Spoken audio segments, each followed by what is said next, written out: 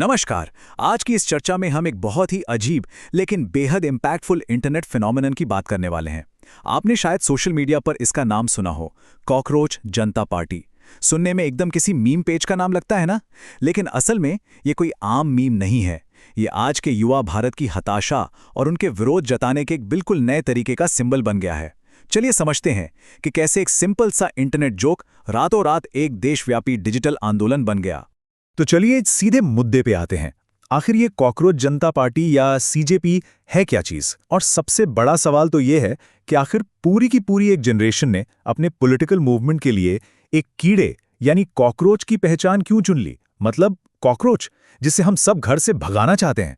लेकिन अगर आप गहराई से सोचें तो ये एक बहुत तगड़ा सटायर है। कॉकरोच की सबसे बड़ी खूबी क्या होती है? वो किसी भी मुश्किल हालात में बस सर्वाइव कर लेता है। और आज का युवा भी तो बिल्कुल यही महसूस कर रहा है। सिस्टम की तमाम नाकामियों के बीच उन्हें भी बस किसी तरह सर्वाइव करना है। अब यहाँ एक चीज बिल्कुल क्लियर कर दूं, ये चुनाव आयोग में रजिस्टर्ड कोई असली पॉलिटिकल पार्टी नहीं है जो कल को चुनाव लड़ने वाली हो। बिल्कुल नहीं।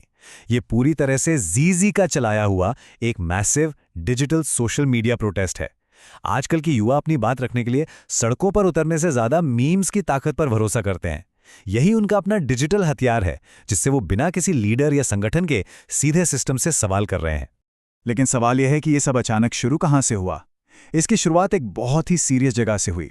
सुप्रीम कोर्ट की एक सुनवाई चल रही थी और उसी दौरान chief justice of India Suryakant ji ने युवाओं को लेकर कुछ टिप्पणियां की। बस इसी बात ने एक चिंगारी का काम किया।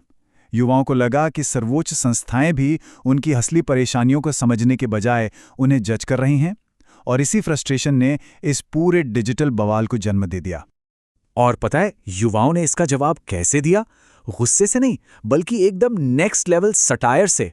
उन्होंने बाकायदा अपनी कॉकरोच जनता पार्टी के मैनिफेस्टो इंटरनेट पर डाल दिए और बड़ी शान से लिखना शुरू कर दिया, proud to be a cockroach. सच में ये एक बहुत ही दिलचस्प साइकोलॉजिकल डिफेंस मैकेनिज्म है। जब सिस्टम आप पर सवाल उठाए तो आप उसी आलोचना को एक जोक बना दे। ह्यूमर को एक ढाल की तरह इस्तेमाल करना, ये आज के युवाओं ने बहुत अच्छे से सीख लिया है। अब इस पूरी सिचुएशन में जो सबसे गौर करने वाली बात है वो ये है कि इस हंसी मजाक के पीछे एक बहुत गहरी उदासी और हताशा छुपी हुई है। ये सब किसी खुशी में नहीं हो रहा। इस पूरे गुस्से का मेन कैटलिस्ट यानी असली वजह है नीट एग्जाम का क्राइसिस। जब एनटीए जैसी संस्थाओं पर उंगलियां उठी, एग्जाम्स कैंसिल होने लगे और पेपर लीक माफिया की खबरें सामने आईं, तो सोचिए उन छात्रों पर क्या बीती होगी जो सालों से बंद कमरों में तैयारी कर रहे थे। उनका सब्र पूरी तरह से टूट गया। इस गुस्से का स्केल कितना बड़ा है इसे आप बस इस एक नंबर से समझिए, 60 लाख। भारत के सबसे बड़े एग्जाम फ्रॉड और नीट पेपर लीक की इन्वेस्टिगेशन वाली एक रिपोर्ट को कुछ ही दिनों में 60 लाख से ज्यादा बार देखा गया। ये सिर्फ यूट्यूब के व्यूज नहीं है, ये 60 लाख युवा और उनके परिवार हैं जो बेचैन हैं। वो जानना चाहते हैं कि जिस एग्जाम के लिए उन्होंने अपनी पूरी जिंदगी लगा दी, उसका पेपर लीक कैसे हो सकता है। ये नंबर साफ बताता है कि गुस्सा अब सड़कों पर नहीं बल्कि स्क्रीन्स पर उबल रहा है। और बात सिर्फ एक एग्जाम कैंसिल होने की नहीं है।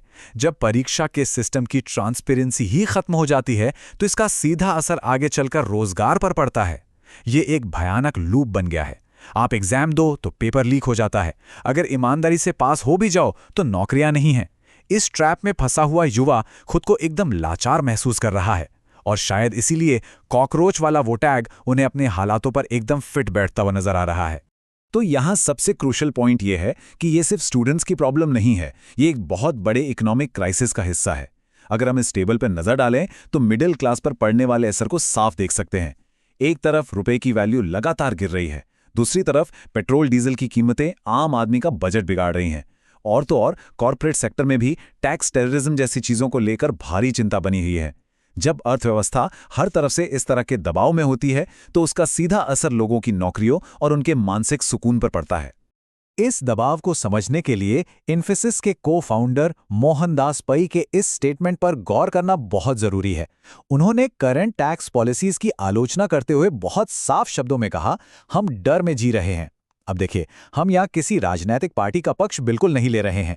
हमारा मकसद सिर्फ फैक्ट्स को न्यूट्रल तरीके से सामने रखना है।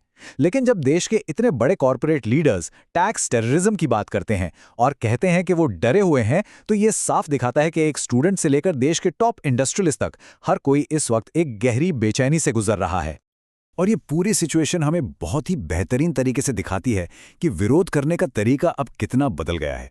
एक तरफ वो पुराने तरीके थे जहां लोग सड़कों पर उतरते थे, नारे लगाते थे, धूप और लाठियों का सामना करते थे, और दूसरी तरफ है आज का जेंजी डिजिटल सटायर।